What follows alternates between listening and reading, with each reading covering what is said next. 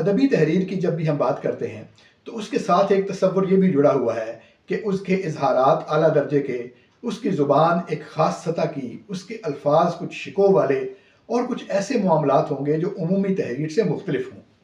یہ بات تخلیقی ادب کی حد تک تو بہت ٹھیک ہے، شاعری میں، فکشن میں آپ کو ایسی زبان نظر آئے گی۔ اسی طرح جو ہماری انشا پردازی کی روایت ہے اس میں بھی اس طرح کے صاحب اسلوب لکھنے والے ہمیں نظر آتے ہیں۔ لیکن کیا یہ زبان تحقیق کے لیے بھی موزوں ہے؟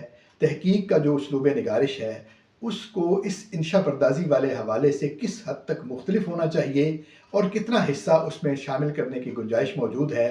یہ ایک ایسا سوال ہے جو محققین کے پیش نظر عموماً رہتا ہے، اور ہم ان سے یہ کہتے رہتے ہیں کہ آپ محمد حسین آزاد کی زبان میں تحقیقی مقالہ نہیں لکھ سکتے، اسے آپ اسالیب نثر اردو کے ذیل میں ہی دیکھ سکتے ہیں۔ تو یہ وہ نقطہ ہے جس پر گفتگو کی ہے ہم نے جناب ڈاکٹر ارشد محمود ناشاط سے۔ ویڈیو کی طرف جاتے ہیں، لیکن اس سے پہلے اگر آپ چاہیں کہ شوق کا یہ سلسلہ تعلق میں بدل جائے تو چینل سبسکرائب کر لیجیے۔